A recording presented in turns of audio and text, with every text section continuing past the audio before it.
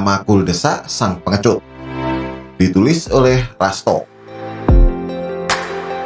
Upaya melakukan interpelasi yang digagas anggota Dewan dari PSI dan PDI Perjuangan kandas sudah.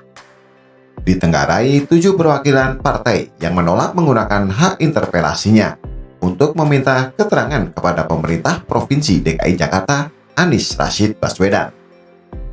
Opsi menggunakan hak interpelasi ini dipicu karena anggota Dewan melihat banyak terjadi sangkarut atas rencana penyelenggaraan Formula E yang sebelumnya tidak ada di dalam rencana pembangunan jangka menengah daerah DKI Jakarta. Di samping itu, gelaran Formula E yang sedianya akan digelar pada Juni 2022 menunjukkan bahwa Pemprov DKI Jakarta tidak memiliki sense of crisis dalam menanggulangi banjir yang sudah menjadi rutinitas persoalan yang dihadapi Jakarta. Yang aneh, Pemprov DKI Jakarta malah memotong anggaran penanggulangan banjir setiap tahunnya, terhitung sejak 2018 sampai saat ini. Lebih mengherankan lagi adalah kengototan Anies untuk menggelar Formula E tahun depan dituangkan dalam Instruksi Gubernur Nomor 49 Tahun 2021. Artinya, Anies tetap menjadikan gelaran Formula E sebagai prioritas pemerintahannya yang tidak bisa diganggu-gugat. Apa yang dapat kita simpulkan? Pertama, bukan rahasia jika Pemprov di bawah kepemimpinan Aris belum ada satupun program yang bisa dinikmati warganya sampai detik ini. Yang ada hanyalah catatan kegagalan demi kegagalan bahwa betapa di bawah pengelolaan ARB dan instansi terkait, Jakarta menjadi provinsi ibu kota yang tidak bisa dibanggakan, yang dapat memenuhi ekspektasi warganya. Kedua, kengototan Anies yang memprioritaskan gelaran Formula E adalah upaya dirinya untuk menghapus reputasi ketidakbecusannya mengelola DKI Jakarta dari ingatan masyarakat. Ketiga, bukan tidak mungkin hal ini merupakan agenda licik seorang Anies agar dirinya terpilih menjadi salah satu kandidat calon di bursa Pilpres 2024 dan Anies membutuhkan semacam legasi bahwa di bawah kepemimpinan DKI Jakarta yang dipimpinnya berhasil menorehkan prestasi yang berlevel internasional dengan menyelenggarakan ajang balap mobil listrik Formula E. Keempat, kita bisa menarik benang merah atas dukungan yang diberikan ke-7 partai yang menolak untuk menggunakan hak interpelasinya. Bukan tidak mungkin, hobbit manusia yang berasal dari partai-partai yang enggan memperjuangkan aspirasi rakyat itu karena didorong rasa ketakutannya kehilangan kesempatan untuk bisa mengenyangkan perut, sehingga mereka lebih memilih bersikap seperti curut. Padahal perut yang kenyang sering membuat orang kehilangan daya kritisnya, bukan? Fenomena yang pada akhirnya merendahkan marwah anggota parlemen. Apapun persoalannya, periuk nasi adalah solusinya. Mirip slogan sebuah iklan produk minuman. Kelima, penolakan penggunaan hak interpelasi yang dilakukan anggota DPRD adalah sinyalmen yang cukup kuat dan jelas. Bagaimanapun, sulit melepaskan itu semua dari keterkaitan dan latar belakang sikap partai yang sudah mempersiapkan ancang-ancang dan memiliki rencana untuk memberikan dukungannya kepada ARB di Pilpres mendatang. Hal inilah yang membuat Anies dapat menghirup nafas lega, karena dirinya terbebas dari kewajibannya memberikan keterangan pada rapat paripurna DPRD sebabkan tidak mencapai quorum yang harus memenuhi syarat 50+1. Namun ketenangan yang dirasakan Anies sepertinya tak berlangsung untuk waktu yang lama. Seremonial makan malam di rumah dinasnya dan bau amis lobster yang menebar kemana-mana telah tercium oleh para punggawa di lembaga anti rasuah. Disadari atau tidak, gonjang-ganjing praktik rasuah dan bau busuk hongki-pongki antara wakil rakyat dan pimpinan daerah sudah sejak lama dalam pantauan KPK. Namun pertimbangan strategi untuk membawa kasus ini ke ranah hukum memang membutuhkan kesabaran. Terlebih sebelum itu ada oknum yang menjadi duri dalam daging di tubuh KPK dan telah menyusun kekuatan menjadi benteng yang kokoh dalam melindungi eksistensi Anies dan jabatannya. Sekarang, palang pintu yang selama ini menjadi kendala dapat dihancurkan sudah. Saatnya Firly dan koleganya menghabisi antara seorang pimpinan Pemprov korup. Yang belum pernah ada kepemimpinan Pemprov terkorup seperti yang sudah dipraktekkan oleh Anies Rashid Baswedan sepanjang sejarah peradaban manusia.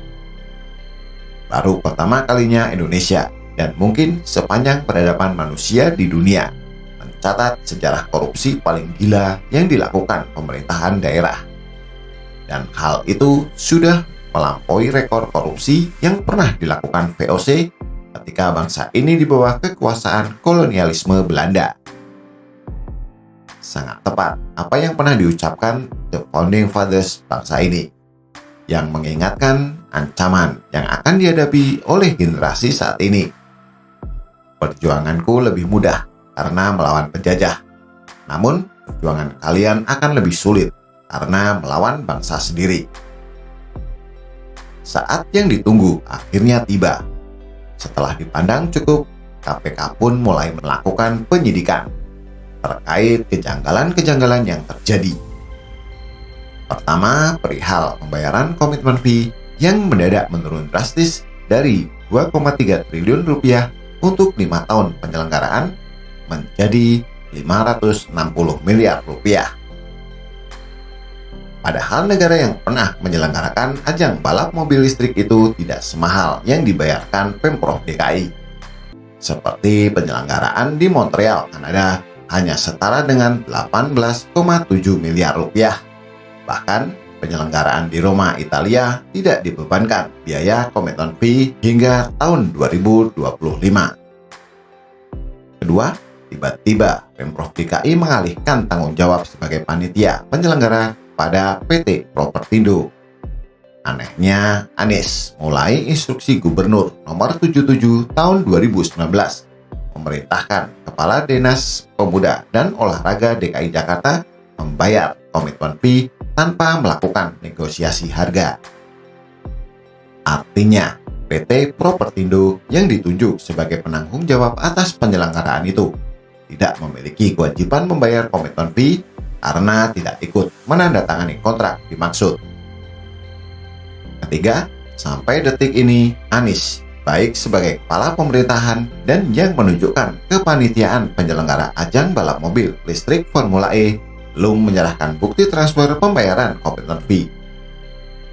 Keempat, bertambah aneh ketika Bambang Wijayanto mendampingi Pemprov DKI dalam menyerahkan dokumen terkait Formula E ke KPK yang mengatakan, dokumen kita kasih, mari silahkan diperiksa. Kalau ada yang diperlukan lagi, kita akan berikan semuanya, jika supaya tidak ada yang ditutup-tutupi, kata BW di Gedung Merah Putih KPK, Jakarta Selatan, Selasa, 9 November 2021.